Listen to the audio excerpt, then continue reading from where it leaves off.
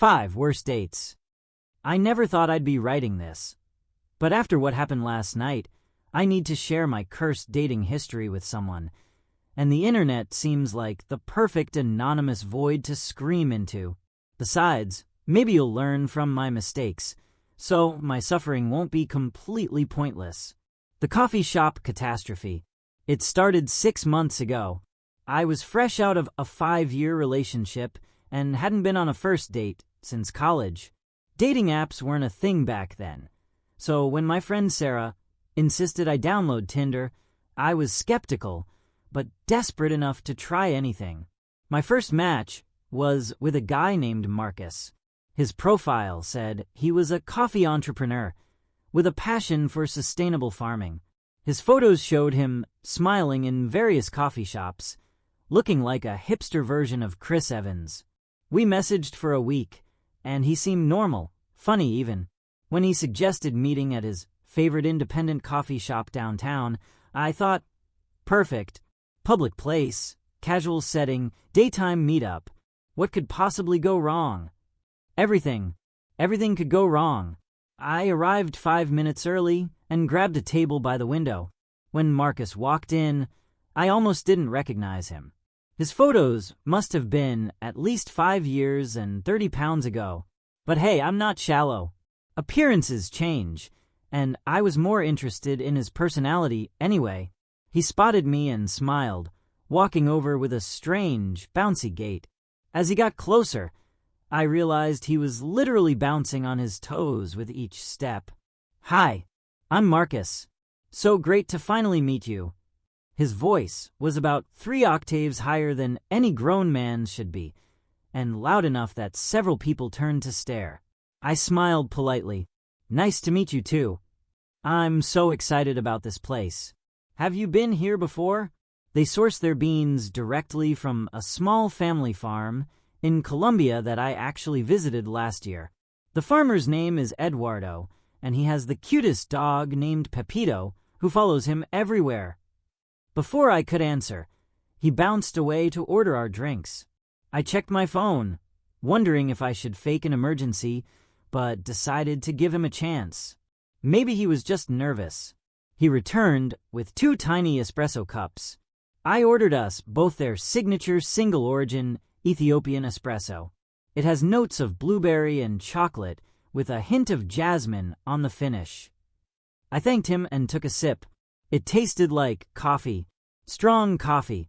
"So what do you think?" he asked, his eyes wide with anticipation. "It's good," I said with a nod. His face fell dramatically. "Just good." Yeah. I mean, it's really good coffee." He sighed heavily. "I guess not everyone has a developed palate. It takes time to train your taste buds to recognize the subtle flavor profiles in different bean varieties." And that's when the lecture began. For 45 minutes, I learned more about coffee than I ever wanted to know. Single origin versus blends. Light roast versus dark roast. The correct water temperature for optimal extraction. The proper grind size for various brewing methods. I nodded occasionally, wondering how long I needed to stay before it wouldn't be rude to leave. Then came the turning point. "Would you like to see my coffee journal?" he asked, pulling out a leather-bound notebook before I could answer. "Your coffee journal?" "Yes. I document every cup of coffee I drink. Taste notes, brewing method, origin, roast date. I've logged over 3,000 cups so far." He began flipping through pages of meticulous handwriting, complete with little diagrams and actual coffee stains that he'd apparently deliberately made to document the color. "This is from November 12th, last year. A Kenyan from the Nairi region. Notice the reddish hue? That's characteristic of coffees from that area." I nodded, frantically texting Sarah under the table. "SOS. Coffee psychopath. Need extraction." Then Marcus looked up from his journal, his expression suddenly serious. "I should tell you something important." Finally, I thought, he's going to apologize for the coffee TED Talk. I don't date people who drink coffee with milk or sugar. It's a deal breaker for me. I stared at him. Excuse me. I've found that people who mask the natural flavors of coffee with additives lack sophistication and aren't in touch with their authentic selves. I took a deep breath. Well, Marcus, I take my coffee with both milk and sugar. Sometimes I even put chocolate syrup in it and call it a mocha. His face contorted like I'd told him I kick puppies for fun. I see, he said coldly. I appreciate your honesty, but I don't think this is going to work out. Then I swear to God, he reached into his messenger bag and pulled out a small jar filled with coffee beans. He unscrewed the lid, took a deep inhale of the beans, and sighed with satisfaction before screwing the lid back on and returning the jar to his bag. Did you just sniff coffee beans in the middle of a coffee shop? I asked. It's my comfort jar, he explained, as if carrying around a jar of coffee beans to sniff was completely normal behavior.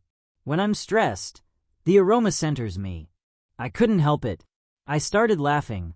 The whole situation was too absurd. Marcus didn't appreciate my reaction. He stood up abruptly, clutching his comfort jar protectively. I don't think you're taking this seriously. Coffee isn't just a beverage, it's a lifestyle. I'm sorry, I managed between giggles.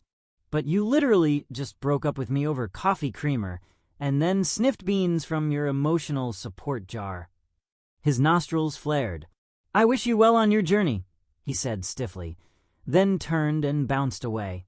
I sat there for a moment, trying to process what had just happened, before texting Sarah, "You won't believe this." The survivalist surprise. After the coffee shop disaster, I took a month-long break from dating. Then Sarah convinced me to try again, insisting that not all men were bean-sniffing lunatics. This time, I matched with Tyler, an outdoorsy type who loved hiking and camping. His profile said he was prepared for anything, which I assumed meant he carried a first aid kit on hikes. I was wrong, so very wrong. We planned to meet for lunch at a casual restaurant with outdoor seating. It was a beautiful spring day, and I was feeling optimistic. Tyler arrived right on time, which I appreciated. He was tall, with a bushy beard, and wearing cargo pants with what seemed like at least 20 pockets. I didn't think much of it at the time. "Great to meet you," he said with a firm handshake. I chose this spot because it has multiple exit routes and good visibility of the surrounding area. "Oh," I said, not sure how to respond. "I like it because they have good tacos." He nodded seriously. "Protein is important. Did you know you can survive 3 weeks without food, but only 3 days without water?" No, I didn't. Shall we sit down?" As we settled at our table, Tyler positioned his chair so his back was against the wall, and he had a clear view of both the entrance and the street. He then proceeded to unload his pockets. First came a tactical flashlight, then a multi-tool, then a compact first aid kit, then a space blanket, then a fire starter, then a pocket knife, then a smaller backup pocket knife, then an even smaller backup pocket knife. By the time he pulled out a collapsible water filter, our table looked like the clearance section at REI. "Do you always carry all this stuff?" I asked. "Absolutely. Urban survival demands constant vigilance," he said, arranging his items in what I assumed was a specific order of importance. "You never know when disaster might strike." "We're just having lunch in Midtown," I pointed out. He leaned forward, lowering his voice. "Do you know how many people in this restaurant would be dead within 72 hours if the grid went down right now?" "No. 90%. Minimum." The waiter approached to take our order, eyeing Tyler's survival gear with confusion. "I'll have the fish tacos," I said. Tyler interrogated the poor waiter about where the fish was sourced, how it was stored, and whether the restaurant had a backup generator in case of power failure. He finally ordered a steak, as rare as you're legally allowed to serve it, and asked for the chef to leave off any seasoning that might mask the taste of spoilage. While we waited for our food, Tyler explained his 5-tiered system for evaluating potential threats in any environment. He pointed out 3 people in the restaurant he deemed suspicious, and described in detail how he would neutralize them if necessary, using only his straw and the hot sauce on our table. "That's creative," I said, wondering if it was too early to order a margarita. Our food arrived, and Tyler pulled out a small device from yet another pocket. "What's that?" I asked. "Food thermometer. Need to make sure my steak is at least 120 degrees. Not for safety. I'm not worried about bacteria. Body heat helps me maintain my core temperature with minimal caloric expenditure." I nodded and took a bite of my taco, which was delicious and, thankfully, required no testing. Tyler cut into his steak and frowned. "They overcooked it. This is medium rare at best." "Does that matter for your core temperature goals?" "It's not optimal, but I'll adapt." He pulled out a small container of what looked like vitamin pills. "These are emergency nutrient supplements made from dehydrated organ meats. I take them when my protein sources are compromised."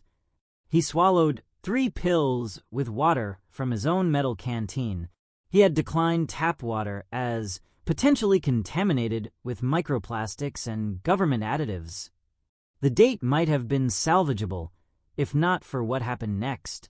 A waiter at the next table accidentally dropped a tray, creating a loud crash. Before I could even react, Tyler had flipped our table onto its side, grabbed me by the arm, and pulled me down behind it. "Get down! Potential hostile situation!" he shouted, reaching for one of his knives. The entire restaurant went silent, staring at us crouched behind an overturned table surrounded by scattered tacos and survival gear. It was just a waiter dropping a tray. I hissed, mortified. Tyler peeked over the table, assessing the situation. "Can't be too careful." That sound signature was similar to a small caliber firearm. The manager rushed over. "Sir, I'm going to have to ask you to leave." Tyler stood up, completely unembarrassed. "Your security protocols are dangerously inadequate. I count at least 7 major vulnerabilities in this building's design." As the manager escorted us out, after Tyler insisted on paying for the damages with cash, because credit cards leave a trail, I decided I'd rather die in an apocalypse than go on another date with him. Outside, Tyler turned to me, completely serious. "I think that went well. Would you like to see my bug-out shelter this weekend? It's only a 3-hour hike from the nearest road." "I think I'm busy forever," I replied, already backing away. "But thanks for the experience." "Your loss," he shrugged. "When the collapse comes, remember this moment." I watched him walk away, checking his surroundings every few steps for threats, and wondered if there were any normal people left in the dating pool. The mommy's boy meltdown. After the survivalist fiasco, I took a longer break from dating, almost 3 months. But eventually loneliness and Sarah's persistent nagging led me back to the apps. This time, I matched with Alex, who seemed refreshingly normal. He was a financial analyst, liked sports but wasn't obsessive about them, and had pictures showing him at family gatherings, which I took as a good sign. We decided to meet for dinner at an Italian restaurant he suggested. When I arrived, Alex was already there, looking exactly like his photos, thank God. He stood to greet me with a warm smile and a quick hug. "It's great to meet you," he said. "I hope you like this place. They make pasta from scratch." "Sounds perfect," I replied, thinking maybe my luck was turning around. We ordered drinks and fell into easy conversation. Alex was charming, asked thoughtful questions, and actually listened to my answers. By the time our appetizers arrived, I was feeling optimistic. Maybe, just maybe, this would be a normal date. Then his phone rang. "Sorry," he said, glancing at the screen. "I should take this. It's my mom." "No problem," I said. Family emergencies happen. But it wasn't an emergency. "Hi, Mom," He answered, "Yeah, I'm on the date now. She seems nice. No, she's wearing a blue dress, not black. Yes, her hair is the same as in the photo I showed you." I sat there, fork suspended midway to my mouth, as Alex proceeded to give his mother a live update on our date. This continued for nearly 5 minutes, with him describing the restaurant, what we'd ordered, and even my job. When he finally hung up, he smiled as if nothing unusual had happened. "Sorry about that. My mom likes to know I'm safe when I'm meeting new people." "Right," I said slowly. "That's thoughtful of her." "Oh, she's the best. We're super close." The date recovered, and we moved on to other topics. Alex was well-traveled, loved reading, and had a great sense of humor. I was just starting to think I'd overreacted about the phone call when our main courses arrived. Alex looked down at his pasta, frowned slightly, and picked up his phone again. "Just need to send a quick text," he explained. 2 minutes later, his phone rang again. "Hi, Mom. Yeah, the food just came. I know, I told you the mushroom sauce looked too watery in the pictures on Yelp." I watched in disbelief as Alex held up his plate so his mother could see his dinner through the phone camera. "Do you think it's cooked enough?" "Yeah, that's what I thought too." "Okay, I'll send it back." He hung up and waved to the waiter. "Excuse me, I need to return this. My mother says the pasta is overcooked and the sauce lacks proper consistency." The waiter looked at me, then back at Alex, clearly confused. "Your mother says this?" "Yes. She's an excellent cook, and she can tell just from the picture that it's not up to standard." After an awkward exchange, the waiter took the plate back to the kitchen. Alex smiled at me as if he'd just handled a minor inconvenience with great efficiency. "Mom saved me from so many bad meals. She has an eye for these things." "Does she approve of everything you eat?" I asked carefully. "Not everything, but we have a system. I send her photos of most of my meals, and she lets me know if they meet her standards." "That's unique." "It's practical. She taught Italian cooking classes for years." When Alex's replacement meal arrived, he dutifully photographed it and waited for his mother's text approval before eating. Throughout the meal, he mentioned his mother approximately 27 more times. I learned that they lived in the same apartment building, different units, of course, but she's just 2 floors down. That she did his laundry because she has a special technique for maintaining fabric integrity, and that they had standing Tuesday night dinners where she cooked his childhood favorites. As dessert menus arrived, I excused myself to the restroom, needing a moment to process the situation. When I returned, Alex was on the phone again. I could hear a woman's voice speaking rapidly on the other end. "Yes, Mom, I'll ask her." "I know." Okay. He hung up and looked at me with an embarrassed smile. "So, my mom wants to know if you'd like to come over for lunch on Sunday. She makes an amazing pot roast and wants to meet you." I blinked. "This Sunday? We've been on this date for less than 2 hours." I know it seems fast, but Mom has great instincts about people. She says you seem like a good influence based on what I've told her. "Alex, don't you think it's a bit soon for me to meet your mother?" He looked genuinely confused. "Why? She's my best friend." His phone buzzed with a text. He checked it and his eyes widened slightly. "Mom wants to know why you're hesitating about Sunday lunch. She can see us through the restaurant window." I slowly turned toward the front of the restaurant. There, standing on the sidewalk with her face pressed against the glass, was a middle-aged woman waving enthusiastically when our eyes met. She was in the neighborhood and wanted to make sure the restaurant was treating us well. Alex explained, waving back. "Your mother is watching our date from the sidewalk." "Not the whole date. She just got here."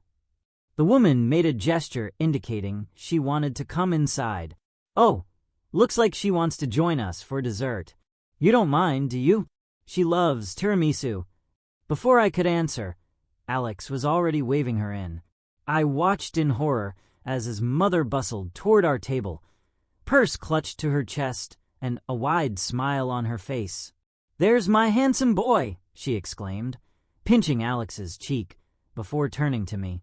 "And you must be the young lady who's been monopolizing my son's evening. I'm Patricia, but you can call me Mama P. All of Alex's special friends do." She pulled up a chair from another table and sat down directly between Alex and me. "Mom, this is—" "Shoo, darling, let me look at her," Patricia interrupted, studying my face intently. Your profile pictures don't do you justice. Your nose is much more proportional in person." "Thank you," I said, wondering if there was a fire exit nearby. "Now, about Sunday lunch. Alex tells me you're hesitant, but I insist. I need to know anyone who might be feeding my son eventually. Your food Instagram doesn't have many posts, which concerns me." "My food Instagram? I found your profile and followed you this afternoon. Not much cooking content. Do you cook?" "Sometimes, but we'll work on that. Alex needs 3 balanced meals. His digestion is delicate." Alex nodded in agreement, looking at his mother adoringly. Patricia reached into her purse and pulled out a small container. "I brought you your bedtime almonds, sweetheart. They're soaked and peeled, just how you like them." "Thanks, Mom. You're the best," Alex said, accepting the almonds with a grateful smile. Patricia turned back to me. "So, Sunday at noon? I'll send you my address. Oh, and a list of Alex's allergies and food preferences. It's only 14 pages. Most of it is charts." I looked between them, Alex contentedly munching his pre-bedtime almonds, while his mother dabbed a bit of sauce from the corner of his mouth with her napkin, and knew there was only one possible response. "I just remembered I have to move to another state this weekend," I said, reaching for my purse. "It was lovely meeting you both." As I hurried toward the exit, I heard Patricia say to Alex, "She seems nice, but her posture needs work. And did you notice her split ends?" The influencer incident. After the mommy's boy debacle, I swore off dating for a while, focusing instead on work and hobbies. 6 weeks later, my resolve weakened when I matched with Ryan, a photographer and digital content creator with a modest but growing Instagram following. He suggested meeting at a trendy rooftop bar with spectacular city views.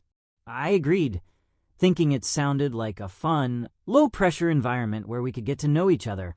When I arrived, Ryan was already there, looking like he'd stepped out of a men's fashion magazine. He greeted me with a perfectly practiced smile that showed exactly the right amount of teeth. "You look even better than your profile pics," he said, air kissing near both of my cheeks.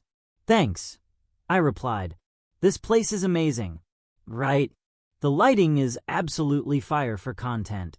I wasn't sure what that meant, but I nodded anyway. Ryan led me to a table he'd reserved with an optimal view of the sunset. Our server brought menus, and Ryan insisted on ordering for both of us. "Trust me," he said with a wink. "I know exactly what photographs best." I should have recognized the red flag, but the view was spectacular and Ryan was undeniably charming. He asked about my job, my hobbies, and my favorite places in the city, just as I was thinking the date might actually be going well. Our drinks arrived, 2 elaborate cocktails with smoke billowing from them. "Perfect," Ryan murmured, pulling out his phone. "Don't touch yours yet." Before I knew what was happening, he was repositioning our drinks, adjusting my placement in relation to the sunset, and directing me on how to hold my glass. "Tilt your head slightly to the left. Chin down. Smile, but don't show too many teeth. Perfect." He proceeded to take about 30 photos of me holding my untouched, increasingly less smoky cocktail, while he muttered things like, "Giving main character energy, and that's so aesthetic. Can I drink this now?" I finally asked as the smoke dissipated entirely. "Wait, just a few more," he said, switching to video mode. Now, pick it up slowly, look at it with desire, then take a small sip and close your eyes like it's the most amazing thing you've ever tasted. But I haven't tasted it yet, so I don't know if... It's not about how it tastes, Ryan explained patiently, as if talking to a child. It's about how it looks like it tastes. I reluctantly performed the cocktail theater he requested, feeling increasingly ridiculous. After what felt like a commercial shoot, Ryan finally put his phone down and picked up his own drink. "Cheers to new connections," he said, clinking his glass against mine. I took a sip of my now warm, smoke-free cocktail. It was cloyingly sweet and tasted vaguely of furniture polish. "How is it?" I asked. Ryan shrugged. "Doesn't matter. Got the shot." Our food arrived, a spread of small, visually stunning plates that Ryan had ordered specifically for their Instagram appeal.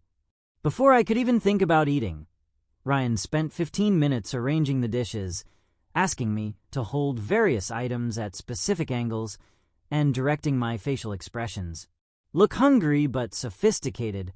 No, less hungry, more sophisticated. By the time we actually ate, everything was cold. The deconstructed avocado toast was essentially guacamole on stale bread points, and the nitrogen-infused truffle foam tasted like mushroom-flavored shaving cream. Throughout the meal, Ryan barely maintained eye contact, constantly checking his phone and occasionally repositioning us when the lighting changed. He asked me questions, but wasn't really listening to my answers, instead watching how I looked while speaking to determine if it would make good video content. "Can you say that again, but with more animation in your face?" he interrupted when I was telling him about my recent promotion at work. "Your passion story could make great content." "It's not a passion story. It's just my job. Everything's content if you frame it right," he assured me. After dinner, as the sun was setting, Ryan suggested we move to a different part of the rooftop for golden hour shots. He guided me to a seating area with a better view and immediately began positioning me on a lounge chair. "This is the money shot," he said, stepping back to frame me against the sunset. "My followers are going to love this." I froze. "Wait, you're posting these online?" "Of course. Already posted the cocktail series to my story. Got like 200 views already." "You didn't ask if I was okay with that," I said, suddenly uncomfortable. Ryan looked genuinely confused. "But that's why we're here. For the content. I thought we were here for a date." "This is a date," he insisted. "A content date. I do these all the time." "You regularly bring dates to photogenic locations and post them online without permission?" "Well, yeah. My followers expect daily lifestyle content. Dating is part of my lifestyle brand." I stood up, grabbing my purse. "I think there's been a misunderstanding. I'm not interested in being content." Ryan's expression turned panicky. "Wait, we haven't done the Twilight couple's silhouette shot. It's the perfect ending to the carousel." "I'm not part of your carousel, Ryan." As I walked away, he called after me. "Can I at least use the sunset pics? They're really good. I can blur your face." The next day, I checked his Instagram out of morbid curiosity. Sure enough, there was a post featuring our date, but where I should have been was a different woman, clearly edited in, holding my smoky cocktail and fake laughing at something off camera. The caption read, "Perfect nights with perfect vibes. Hashtag authentic living, hashtag no filter, hashtag just living. The last date. After 4 consecutive dating disasters, I decided to take an extended break from the apps. 6 months passed. I focused on work, picked up new hobbies, and even got a cat, whom I named Marcus in ironic tribute to my first failed date. Then, last week, Sarah convinced me to try one more time. "Statistics are on your side now," she argued. "After 4 horrible dates, you're due for a good one." Reluctantly, I reactivated my profile and matched with David, a science teacher who loved cooking and had a normal, non-bean-sniffing relationship with coffee. We messaged for 2 weeks before agreeing to meet at a casual gastropub downtown. I arrived early, scanning the restaurant for signs of survival gear, hovering mothers, or professional lighting equipment. The place seemed mercifully normal, just groups of friends enjoying food and conversation. David arrived right on time. He looked like his photos, smiled warmly, and gave me a brief, non-awkward hug. We settled into a booth and ordered drinks. "So," he said after our beers arrived, "tell me something about yourself that's not on your profile." I hesitated, then decided honesty might be refreshing. I've had the worst dating luck imaginable lately, for consecutive disasters that sound made up, but unfortunately weren't. Instead of looking concerned, David laughed. "That sounds like a story I'd like to hear." So I told him. The coffee snob with his comfort beans, the survivalist who turned our table into a barricade, the mama's boy with his bedtime almonds, the influencer who used me for content. By the time I finished, we were both laughing so hard that people at nearby tables were staring. "That's incredible," David said, wiping tears from his eyes. "I can't top those, but I did once have a date show up with a binder full of questions organized by category, with checkboxes for my answers. No way. Complete with graphs to plot our compatibility. She asked me my credit score before I even ordered a drink. We spent the next hour trading dating horror stories, discovering we had similar senses of humor and equally terrible luck in romance.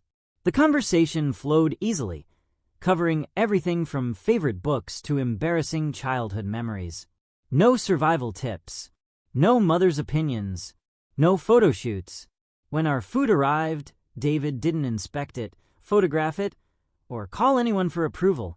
He simply asked if I wanted to try some of his dish, offering a bite from his fork with relaxed familiarity that somehow wasn't presumptuous. After dinner, we decided to continue the date at a nearby ice cream shop. Walking down the street, David stopped suddenly, looking embarrassed. "I should probably tell you something," he said, his expression serious. My heart sank. Here it comes, I thought. The weird confession. The deal breaker. "I don't really like ice cream." I stared at him. "That's it. That's your big revelation." "Yeah, I know it's un-American or whatever, but I've never enjoyed it. I was going to fake it, because you mentioned you love ice cream, but I figured I should be honest." I burst out laughing with relief. "Thank God. I thought you were about to tell me you live in an underground bunker or your mother still bathes you." "Nothing that exciting, I'm afraid. Just a man with an unpopular opinion about frozen desserts."